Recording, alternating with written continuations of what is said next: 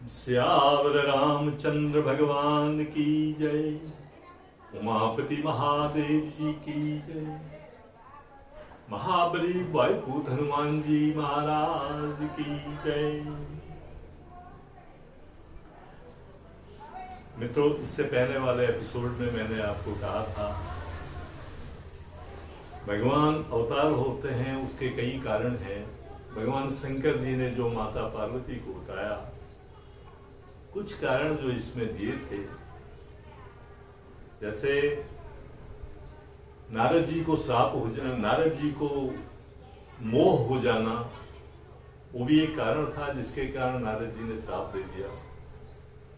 स्वयंभू मनु और महाराजी शत्रुपा ने बहुत तप किया, एक कारण था। जलंधर से युद्ध किया भगवान ने, और वो भी एक कारण था। राजा प्रताप भानु बहुत लालच आ गया, उनको लोभ आ गया, उस लोभ के कारण सब कुछ खो बैठे, और वो भी एक कारण था। फिर रावण कुंभकर्ण ने जो उत्पात मचाया, उस उत्पात के लिए भी भगवान को आना पड़ा। ये कई कारण हैं जिन कारणों से, जैसे भगवान ने गए वक्त मैंने बताया था आपको, यदा यदा ही धर्मस्य ग्लानिर्भवति भारत अभ्युत्थानम धर्मस्य तदात्मानं सृजामि। मैं आता हूं तब वहां पे भगवान ने आखिरी जब गाय के रूप में मां पृथ्वी गंधर्व और मुनियों के साथ मिल करके ब्रह्मा जी के पास गई और अपने कष्ट बयान किए, अपने दुख उनको बताए कि मुझे ये कष्ट है, अब मेरी सहन शक्ति जवाब दे रही है, मैं नहीं कर सकती। धरती का भार मुझे हल्का लगता है, पर ये जो पाप है वो पाप इतना बढ़ गया, उससे वो मेरे से सहन नहीं होता। तब ब्रह्मा जी सबको शंकर जी के पास ले गए और वहां से भगवान की स्तुति करी, और स्तुति करके आकाशवाणी के द्वारा भगवान ने कहा, हे देवताओं, हे ऋषि मुनियों, पृथ्वी, आप लोग डरो नहीं। आप लोगों के कष्ट को हरने के लिए, पाप का नाश करने के लिए, वेद धर्म की स्थापना के लिए मैं आऊंगा। मैं अकेला नहीं, मेरे अंशों के साथ आऊंगा, मेरे सारे अंश मेरे साथ होंगे, परम शक्ति समेत अवतरूं और शक्ति के साथ भी आऊंगा। मैं पहले ही कह चुका हूं, पहले ही मैं वरदान दे चुका हूं, इसलिए मुझे आना निश्चय है। आप लोग निश्चिंत होकर के अपने अपनी जगह स्थान पर जाएं। सभी देवता अपने स्थान चले गए और सबने तैयारी की। ब्रह्मा जी ने सभी देवताओं को कहा, बानरों के रूप में जाकर के सारी पृथ्वी में फैल जाओ, और बानर लोग सब अपने अपनी जगह लेकर के आगे। अब यहाँ पे मैं कहने जा रहा हूँ जो भगवान श्री रामचंद्र जी के जन्म की कथा। वहां भगवान ने कह दिया, अब अनंत कुछ समय के बाद अब हम चलते हैं सीधा अयोध्यापुरी। अयोध्यापुरी जो भगवान ने बनाया था, कहते हैं भगवान ने स्वयं, ब्रह्मा जी ने अयोध्या का निर्माण किया है। परम पवित्र है अयोध्या। अयोध्या एक पुरी भी है। अयोध्या, मथुरा, माया, काशी, कांची, अवंतिका, पुरी द्वारावती सप्ते मोक्षदायका, मोक्ष की देने वाली है।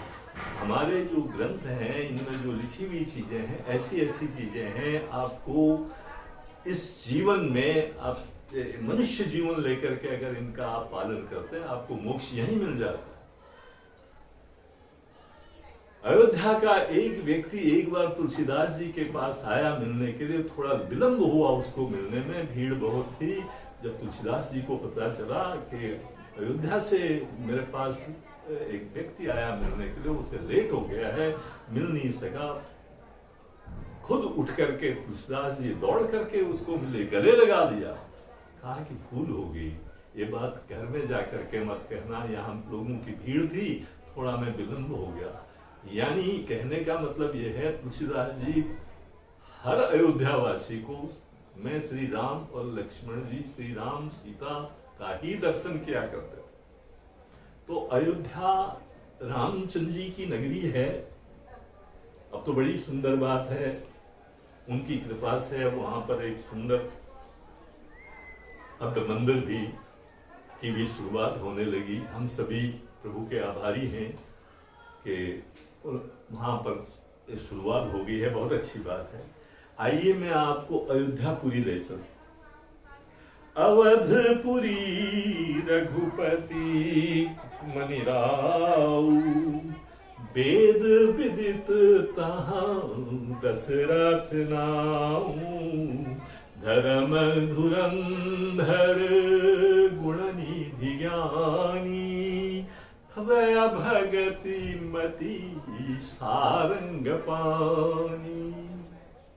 वो अयोध्यापुरी जहां पर राजा दशरथ रहते हैं, रघुकुल के मणि, वेद में जिनका नाम विहित है, वेदों में उनका नाम आता है। अयोध्या का नाम और राजा दशरथ का नाम वेदों में वर्णित है। ऐसे दशरथ जो धर्म में निपुण हैं, महान ज्ञानी हैं, ज्ञान का भंडार उनके पास, गुणों के समुद्र हैं, हृदय में भगवान की भक्ति धारण किए हुए हैं। ऐसे दशरथ महाराज वहां पे राज्य करते हैं। अयोध्या चारों तरफ संपन्नता है, लोग सुखी हैं, पर वहां पर सब चीज उनको आनंद है। राजा दशरथ का यश भी इतना ज्यादा है, सूर्य की 10,000 किरणें जैसे सारे संसार में 10 दिशाओं में व्याप्त हैं, ऐसे ही राजा दशरथ का 10 दिशाओं में प्रभाव है, प्रताप है। 10 रथियों के बराबर जिनके अंदर शक्ति है, 10 दिशाओं में जिसका प्रभाव है, 10 सिर वाले रावण को मारने वाले के जो पिता हैं वही दशरथ ऐसे व्यक्ति हैं। वो दशरथ बहुत लंबे समय के बाद तक उनके घर में कोई संतान नहीं थी, तो संतान न होने के कारण एक बार गुरु के पास गए। समय बहुत हो गया पुत्र प्राप्ति के लिए। तुलसीदास जी ने बहुत सुंदर पंक्ति लिखी, एक बार भूपति मन माही, है गलानी मोरे सुत नाही, गुरु ग्रह गयो तुरत महिपाला, चरण लागी करी विनय विशाला। गुरु के चरणों में प्रणाम किया और सारी व्यथा जो अपनी थी अंदर के, जो हृदय में सब कुछ रखा था, वो सब दुख वहां पे व्यक्त किया, गुरु के पास का कह दिया। और गुरु के पास न कहें तो किसके पास कहें? गुरु हमारा मार्गदर्शक होता है, गुरु से कोई बात छुपी नहीं रहती। सतगुरु अगर जीवन में मिल जाए, जैसे भगवान राम दशरथ जी को जैसे वशिष्ठ महाराज मिले,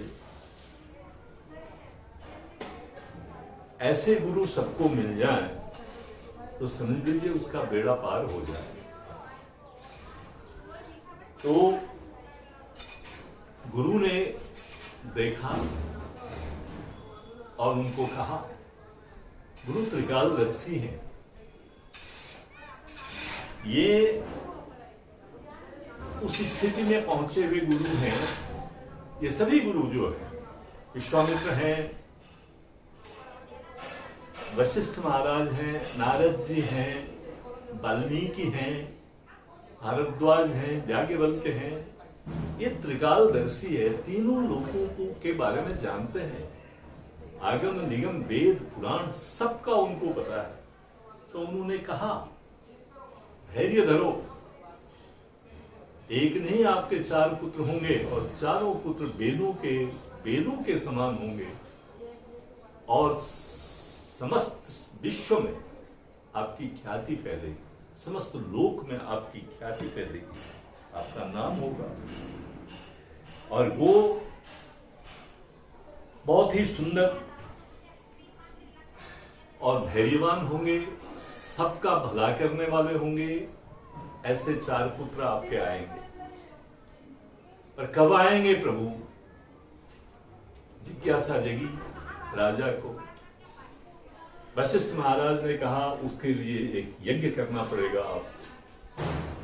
तो आज तक आपने क्यों नहीं बताया?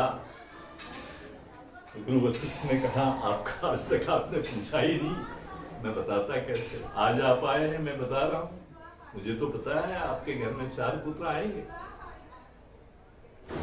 तब तो क्या करना है उसके लिए? उन्होंने कहा कामिष्ठी, पुत्र कामिष्ठी यज्ञ करना पड़ेगा। और उसके लिए एक सुंदर ज्ञानी ब्राह्मण को, पंडित को, एक मुनि को, एक ब्रह्मर्षि को बुलाना पड़ेगा। और जो मेरे ध्यान में है वो इस समय श्रृंगी ऋषि करके हैं, ऋषि विभांडक के पुत्र हैं। और दूसरे शब्दों में तुम्हारे जमाता है। दशरथ को कहा, दशरथ जी को आश्चर्य हुआ, उनसे मेरे जमाता? उन्हें कहा जो तुम्हारी पुत्री थी शांता। वशिष्ठ महाराज कह रहे हैं शांता को जो तुमने रोमपाद, अंग देश के राजा रोमपाद को दे दिया था, उन्होंने उसका विवाह श्रृंगी ऋषि के साथ किया हुआ है। वो ऋषि महान विद्वान हैं, उनको बुला करके उनके हाथ से यज्ञ करना पड़ेगा। और मुझे विश्वास है ये कार्य सफल होगा, आपको पुत्रों की प्राप्ति होगी। तो ठीक है, बुलाए गए, खुश हो गए, राजा भी गदगद हो गए, आनंद आ गया राजा को ये बात सुन करके। तुलसीदास जी लिखते हैं वशिष्ठ महाराज ने तो श्रृंगी ऋषि को बुलाया। श्रृंगी ऋषि वशिष्ठ बुलावा, पुत्र काम लगी यज्ञ करावा। भगति सहित मुनि आहुति दीने, प्रगटे अग्नि चारु करनी। मुनि श्रृंगी ऋषि को बुलाया गया। श्रृंगी ऋषि महान विद्वान आए घर में। उन्होंने पहले एक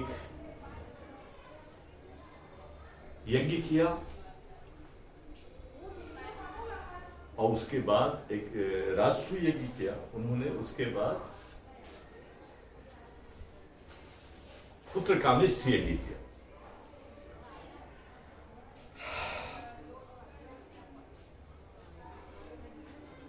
जो ही आहुति दी, यज्ञ पूरा हुआ, आहुति दी, मुनि ने तो यज्ञशाला में से, यज्ञ में से अग्निदेव प्रकट हुए। अग्निदेव अपने हाथ में खीर लेके आए और खीर लेकर के राजा को सौंप दी। कहा कि जो जो तुम्हारे कुलगुरु ने मांगा था वो सब मैं तुमको दे रहा हूं, लो ये ले जाओ, खीर को अपनी रानियों को बांट देना, यथा योग्य, जैसा तुमको उचित लगे ऐसे बांट। राजा दशरथ बहुत प्रसन्न हुए, लेकर के गए खीर को और वहां जाकर के सभी रानियों को बुलाया। कौशल्यादि रानियां सभी चली आई। कौशल्या को सबसे पहले आधा भाग दिया और जो दूसरा आधा भाग बचा था उसके 2 भाग किए। 2 भाग में से 1 भाग कैकेयी माता को दिया और जो और 1 भाग बचा था उसके 2 भाग किए। और उस 2 भाग में से एक कौशल्या के हाथ में रखा और एक कैकेयी जी के हाथ में रखा। दोनों के हाथ से सुमित्रा जी को वो खीर दी गई और तीनों माताओं ने खीर खाई। समय चलते सभी ने गर्भ धारण किया। तीनों माताओं ने गर्भ धारण किया। जब से भगवान गर्भ में आए, लिखा हुआ तुलसीदास जी ने, जादिन ते हरि गर्भ ही आए, सकल लोक सुख संपत्ति छाए। सारे विश्व में, सारे संसार में, सारे लोक में सुख संपत्ति छाई, कहीं किसी को कोई कष्ट नहीं। अभी तो खाली जादिन ते हरि गर्भ आए, गर्भ में आए हुए हैं। बहुत सुंदर वातावरण है घर का, सभी प्रसन्न हैं, खुश हैं। मंदिर मह सब राज ही रानी, शोभाशील शोभाशील तेज की खानी, सुख दुत कथुत काल चल गयो, जय प्रभु प्रगट सो अवसर भयो। कुछ समय निकल गया ऐसे ही चलते चलते, और वो समय आया जिसकी राह देख रहे। जोग लगन ग्रह बार तिथि, सकल भय अनुकूल, चर वचर हर्ष जुटौ, राम जन्म सुखमूल। जोग लगन द्वार सब ये ऐसा होता है, जब भगवान को प्रकट होना होता है तो उनको अपने हिसाब से प्रकृति उनको कौन सा समय सूट करता है, कौन से समय पर उनको आना है, वो समय वो निश्चित करती, प्रकृति निश्चित करती। जीव जब जन्म लेता है, जीव मतलब हम सब जो आत्मा और परमात्मा में फर्क है। परमात्मा अपने हिसाब से आते हैं जब उनको आना होता है, आत्मा भगवान के द्वारा भेजी जाती है, वो अपने आप नहीं आती, वो परबस है। आत्मा परबस है, हम उनके अधीन है, कर्मों के अधीन है। हमारे कर्मों को देखते हुए भगवान हमें किस जगह और कहाँ जन्म लेना है वो हमें निश्चित करते हैं। और भगवान के लिए उनकी अपनी इच्छा है किस समय कहाँ किस जगह पे प्रकट होंगे। वो अजन्मा है, उनके पास वो सिद्धियां हैं, वो शक्तियां हैं, इतना संयम उन्होंने रखा, वो सब चीजें उन्होंने, वो सब प्रकृति से परे है। वो परब्रह्म परमेश्वर है, जब इच्छा होती है तब। तो समय बढ़ता गया, तुलसीदास जी ने लिखा, वो समय आया जिसकी प्रतीक्षा हो रही थी। तुलसीदास जी ने लिख दिया, नौमी तिथि मधुमास पुनीता, शुक्ल पक्ष अभिजित हरिप्रीता, मध्य दिवस अति शीत न घामा, पावन काल लोक विश्रामा। ऐसा समय आ गया, नौमी तिथि, चैत्र का महीना, शुक्ल पक्ष, पुनर्वसु नक्षत्र, सुंदर दोपहर का समय, न बहुत ज्यादा गर्मी है न बहुत ज्यादा ठंडी है। ऐसे जब सारे संसार का विश्राम का समय होता है, उस समय पर भगवान ने तैयारी की आने की। शीतल मंद सुगंध, चारों तरफ सुंदर हवा बहने लगी, विविध बयार चलने लगी, सबको सुख देने वाली। जंगलों में फूल खिल गए और नदियों में सुंदर जल की धाराएं, स्वच्छ जल की धाराएं बहने लगी। बहुत ही सुंदर वातावरण हो गया। जब ब्रह्मा जी ने यह सब जाना कि भगवान के प्रकट होने की तैयारी हो रही है, तो सारे समाज के साथ सारे ऋषि मुनियों गंधर्वों को लेकर के भगवान आसमान में विराजमान हुए, अयोध्या के ऊपर विराजमान हुए। सुमन वृष्टि होने लगी ऊपर से, सभी देवता पूजा करने लगे। सभी देवताओं ने इकट्ठे होकर के भगवान की पूजा, सूर समूह विनती करी पहुंचे निज निज धाम। सूर समूह विनती करी पहुंचे निज निज धाम। जगन निवास प्रभु प्रगटे अखिल लोक विश्राम। जगन निवास प्रभु प्रगटे अखिल लोक विश्राम। सियावर रामचंद्र भगवान की जय। सारे ऋषि मुनियों के साथ ब्रह्मा जी ने, सारे देवताओं ने प्रार्थना की, स्तुति करी और फिर स्तुति करके समय देखते हुए अपने अपने स्थान को गए। भगवान यहाँ प्रकट हुए माँ यशोदा के पास में, और वहाँ पे भगवान यशोदा जिस कमरे में थी उस जगह पे भगवान साक्षात प्रकट हुए हैं।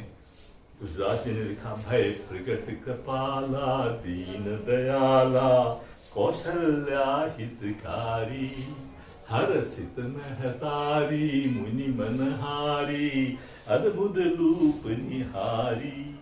लोचन अभिरामा तन घन श्यामा निज आयुध भुज चारी। भूषण बन माला नयन विशाला शोभा सिंधु खरारी। भगवान प्रकट हुए चारों भुजाओं में, अपने चार भुजाएं लेकर के प्रकट हुए। भगवान जन्म नहीं लिए, जैसे हम सब माँ के गर्भ से निकल करके जन्म लेते हैं, ऐसे भगवान जन्म नहीं लिए, भगवान प्रकट हुए। ये स्पष्ट लिखा, भय प्रकट कृपाला, प्रकट हुए हैं। शंख चक्र गदा पद्म के साथ में प्रकट हुए। माँ कौशल्या कहती हैं, हाथ जोड़ करके विनती कर रहे हैं, हे प्रभु आप मेरे हितकारी हैं, मुनियों के मन को मोहित करने वाले हैं। आपके इतने सुंदर नयन, जो मैंने विशाल शोभा सिंधु, हे प्रभु आप मुनियों के मन को मोहित करने वाले, श्याम शरीर धारण किए हुए, खर राक्षस के शत्रु, आपकी शोभा देख करके मुझे अत्यंत आनंद आ रहा है। ये माँ यशोदा उनको देखे, पुत्र सामने प्रकट हो गया, पुत्र के रूप में नहीं आए हो, इसलिए माँ को एक आश्चर्य हो गया। अब वो कहती है, माँ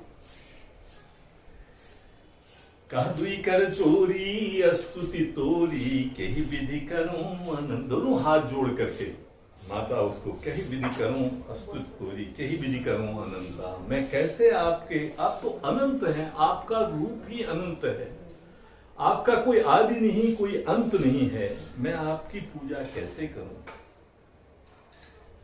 माया से आप दूर हैं, बहुत दूर हैं, वेदों में आपका, वेद भी आपका बखान नहीं कर सकते। हे करुणा सागर,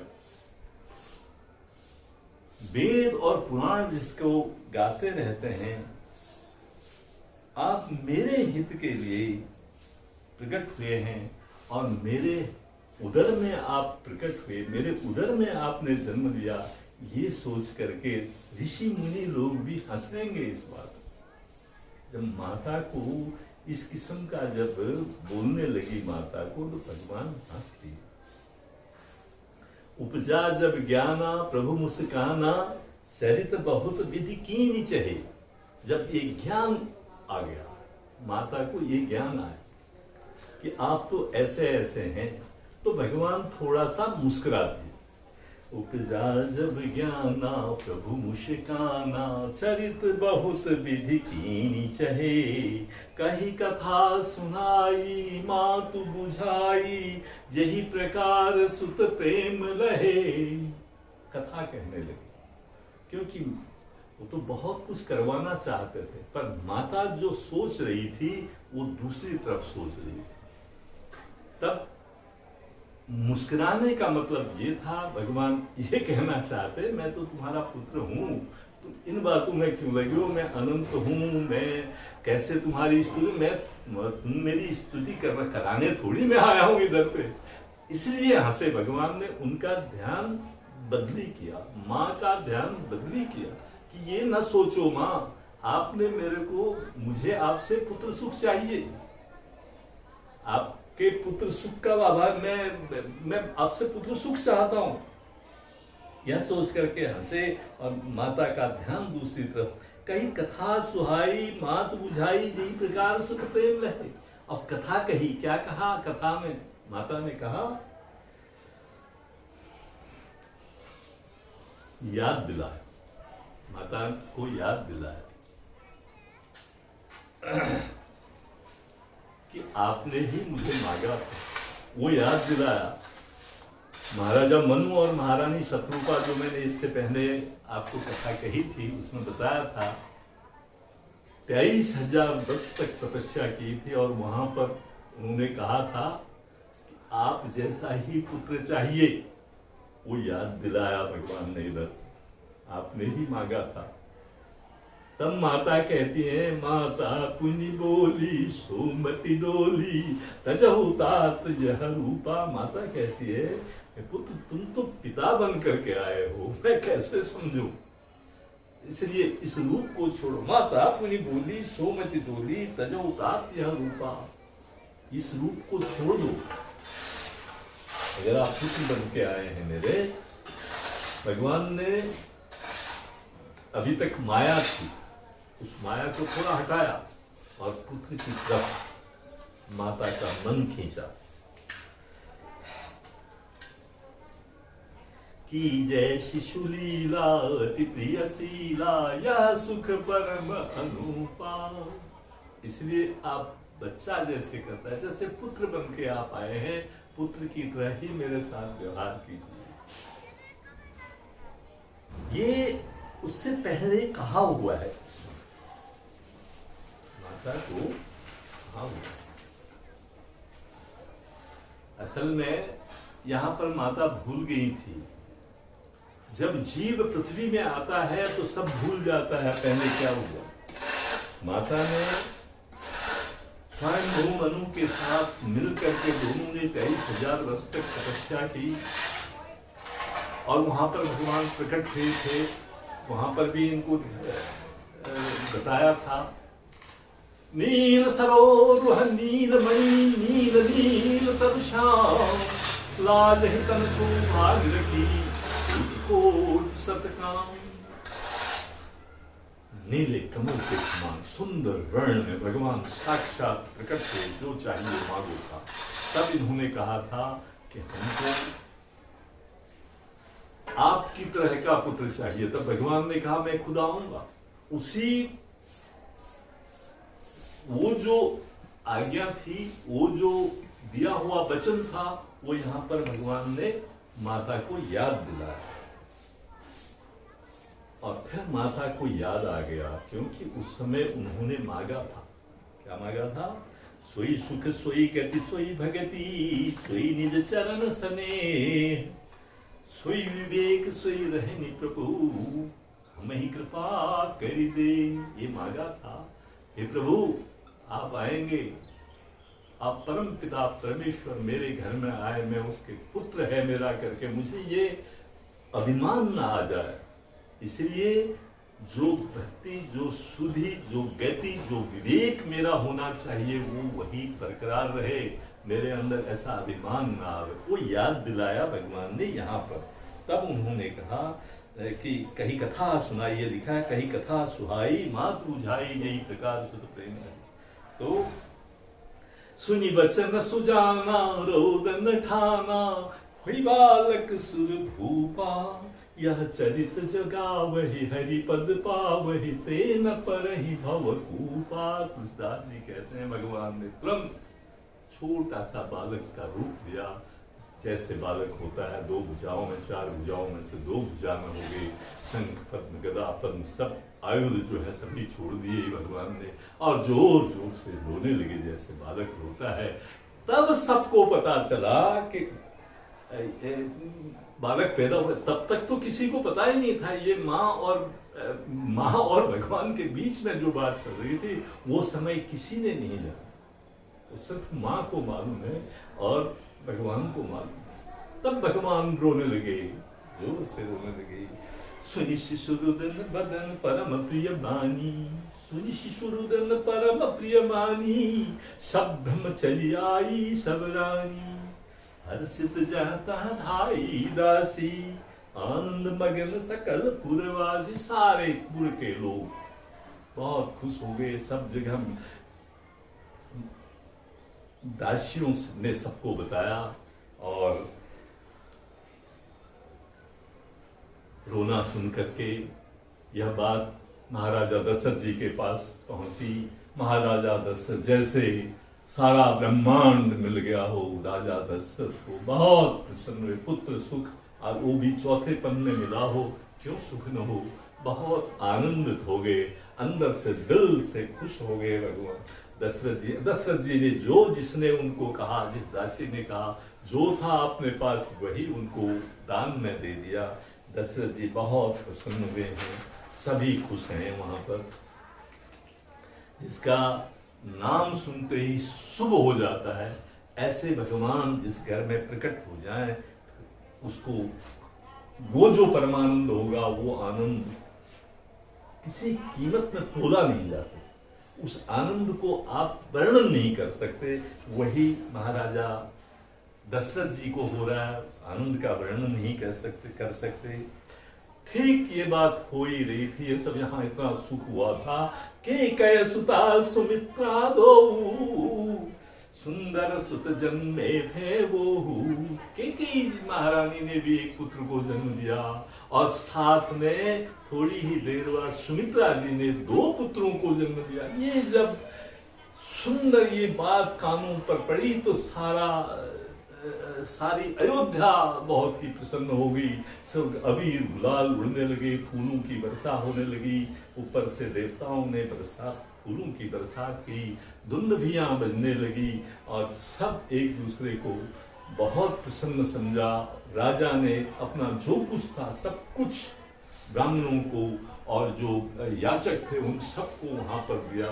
सब एक दूसरे को दे रहे, कोई अपने पास रख नहीं रहा है, जो मिल रहा है वो दूसरे को दे रहे। इतनी प्रसन्नता हो गई है भगवान राम के आने से, बहुत प्रसन्न हो गए। यही नहीं, अवधपुरी सोहनी तह कैसे, अवधपुरी सोहनी यही माती, प्रभु ही मिलन आई जनुराती। अयोध्यापुरी ऐसे शोभित हो रही है जैसे कि रात्रि उसको मिलने को आ रही, और रात्रि मिलने को आई। अपने अपने हिसाब से आप अर्थ लगाएं। दोपहर में जन्म हुआ भगवान का, दोपहर में प्रकट हुए भगवान, और रात्रि को ऐसा लगा कि भगवान ने मुझे छोड़ दिया है, इसलिए रात्रि मिलने को आई भगवान से।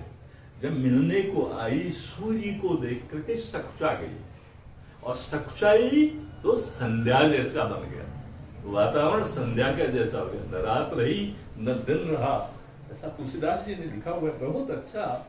देखी भानु जन मन सकुचानी, तदपि बनी संध्यानुमानी। उसी समय संध्या का रूप ले लिया। अगर धूप की सारी गलियों में सुगंध आ रही है, बड़ा आनंद आ रहा है, और ये सब कौतुक देख करके सूर्य देवता भूल गए कि उनको आगे चलना है। वो सब भूल गए उनको आगे चलना है करके। खगोल भी रुक गया अपनी जगह पे। तब तुलसीदास जी ने लिखा हुआ है इसके बारे में, मास दिवस का दिवस भाव मरम न जाना को, रथ समेत रवि था कहूं निशा कवन विधि हो। सूर्य देवता अपनी जगह पे, एक तो उनके कुल में, सूर्य कुल में भगवान ने कहा था मैं सूर्य कुल में आऊंगा, सूर्य वंश में उत्पन्न होगा, उनके कुल में उत्पन्न हुए। दूसरा, भगवान सूर्य देवता को बहुत खुशी हुई और वो आगे को चलना भूल गए। रथ जहां थे वहीं रुक गए, समय रुक गया। किसी को यह जो अंदर की बात थी ये किसी को मालूम नहीं चली। ये किसी को पता नहीं चला। ये परमात्मा ही कर सकते हैं, हर कोई नहीं कर सकता है इसको। या किसी ने नहीं जाना और फिर 1 महीने तक रुकने के बाद दिन मानी चले, यानी सूर्य देवता अपना आगे को चले और वहां से फिर दुनिया जैसे चलती है ऐसे चल रही। तो मैं आज यहाँ तक भगवान के प्रकट का समय सुनकर ऐसा कहा जाता है, जिस दिन आप भगवान का जन्म करते हैं, प्रकट करते हैं, तो तीर्थ सकल तहाँ चली आई, सारे तीर्थ उस जगह पे आ जाते। आप जब इस कथा को सुनते हैं तो समझ लीजिए कि उस जगह पे जहां आप इस कथा को सुन रहे हैं, सारे तीर्थ वहां आपके पास प्रकट हो जाते हैं। बोलिए श्यावर रामचंद्र भगवान की जय, उमापति महादेव जी की जय, महाबली वायुपुत्र हनुमान जी महाराज की जय। श्री रामचंद्र जी सबका भला करें, सबको सुख शांति दें, आशीर्वाद दें, सबको सुखी रखें, यही विनती करता हूँ। इसी के साथ यहाँ पर मैं रामायण पाठ के इस पाठ को पूरा करता हूँ।